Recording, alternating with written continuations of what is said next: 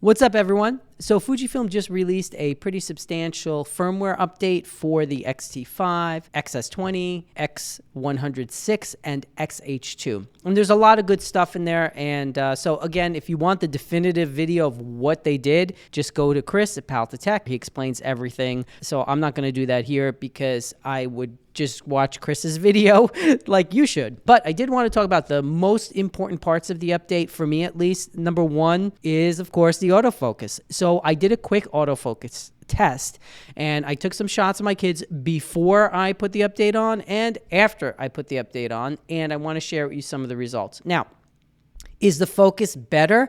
Well, the best answer I can give you is yes, I think so. But I'll discuss in a minute a little bit more detail of what I found. Before we go into that, the other major thing that's awesome about this update is that they really put some work into the app. So for instance, you can now have your camera off and still use the app if you're doing remote shooting, which is something I do all the time because I actually like to do periodic self-portraits if I'm testing lighting and stuff like that. Also, probably even more important than that is now it supports RAW files, so you can download RAW files. I love that because I primarily shoot in RAW and in my studio at least. And so this is a really cool part of that new update. Now, let's talk about the AF performance because here's the details. Focus in AFC, tracking performance has been improved in scenes where the camera tends to lose focus, which I don't know what scenes those would be. All of them. Firmware bug is fixed. There is also a really big autofocus update to the movie autofocus, which is now you can do a touch to track, which finally, thank you. I mean, a lot of this stuff is a long time in coming, in my opinion. Okay, here we go. So this is before the app update, and I just had my kids run at my camera, you know, typical stuff we do. And what I noticed was before the update, and so this is shooting with the 50mm f1 at 4.5, 1/2500th of a second, and it's ISO 1600. Beforehand, it seems like kind of right around here. And on these ones, I was focusing on my daughter, not on my son. So right around here, it seems like at this kind of medium distance, with the old firmware, it seemed to lock in better. And then as you get closer, it kind of loses it a little bit. And like some of these, they all look okay, but some of them look like slightly soft. And that's before I updated. After I updated, I did notice it seemed to be, and now on these ones I focused on my son's face, seemed to be a little crisper even from back there. Now these are also, just so you know, my images here are slightly underexposed. So people have to remember that if your images are over or underexposed, they're going to look blurry. It's part of what happens when your exposure is off. So you want to really make sure you're nailing the exposure. And I was using a high ISO just because I wanted a fast shutter speed. So there wasn't any question. But it seems like these are a little bit crisper, like from the get-go. And then as they get closer, there's still some that are a little bit, and I was focused on my son here, there's still some in there that feel like one or two that feel slightly soft, but it seems to be a little bit more consistent in this medium range. And then as you get closer to the lens, these were okay. That looks sharp. That looks sharp too. And then obviously when you get too close, then, you know, like the camera isn't going to focus because it's just like it doesn't focus when you're that close. So then I did some just like portrait ones. I'm sorry, not portrait, but single ones of them running at my camera. And I found kind of the same thing. It seems like with the older firmware, back when they're further away, they're okay, and then when they get like in this medium range, they got maybe a little bit soft, and then they were just you know, okay. But then with the newer firmware, it just seems to be just slightly better. Now, here's the thing. I wouldn't say any of this is like a monumental update, but every little bit helps. Like even this is with the firmware update.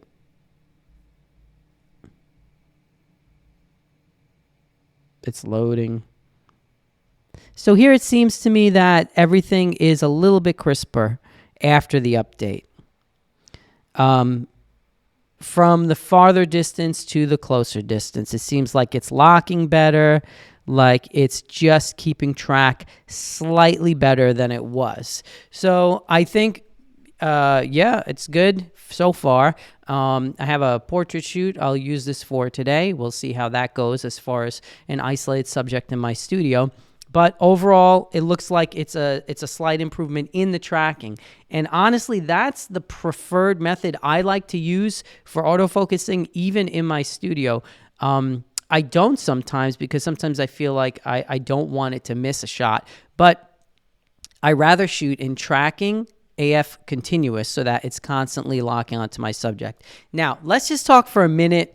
So again, I hope this helps. Hope that I don't know that it helps at all, actually, but in this little quick test, yeah, it seems like from further to closer distances with the update, it's a little bit more consistent and consistently in focus now, which is great. So there is some improvement there. Now let's just talk about Fuji autofocus in general, because there's just so many people like constantly arguing over this, and there's lots of opinions and lots of thoughts, and you got to take everything with a grain of salt from where it's coming from. Now, just for the record, I am not endorsed or sponsored by Fujifilm in any way, so I can say whatever I want, and even if I was, I would still say whatever I want, because I just try to be honest with you as best as I can based on what I'm shooting and how I use the cameras.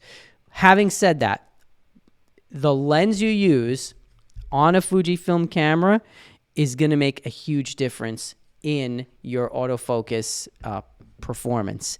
And this is something that I find to be extremely frustrating, because I have a Canon R5, and I use primarily all old EF lenses, and some of them are 10, 15 years old. Some might even be a little older than that. And the autofocus on every single one of these lenses works great.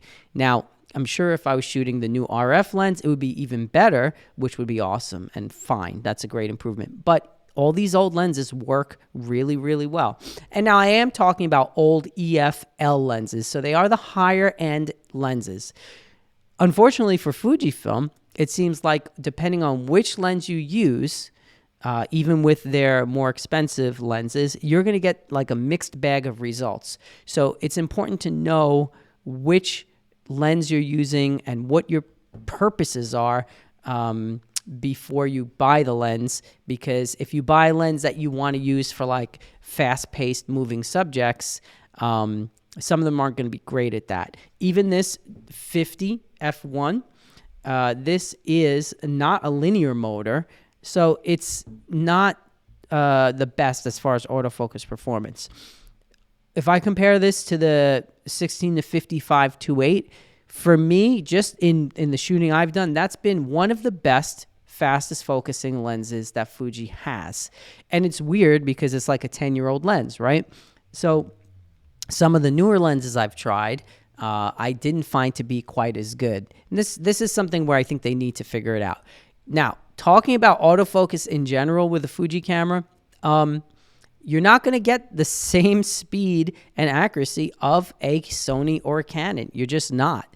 And but if you compare the Fuji X-T5, for example, to the X-T4 or some of the other older Fuji cameras of that previous generation or 2 generations ago, it is light years beyond where it was. So there has been a big improvement in their focusing speed and accuracy. But if you're shooting all sports and or stuff like that, you know, like it's not going to be the same as far as the speed and the accuracy. And this is something that if you're going into the Fuji system, you just need to keep in mind. It is not the train wreck that some people are out there saying, though, like that the camera won't focus at all and everything is blurry. I personally have not had that experience. I can tell you that the cameras have worked really well for me.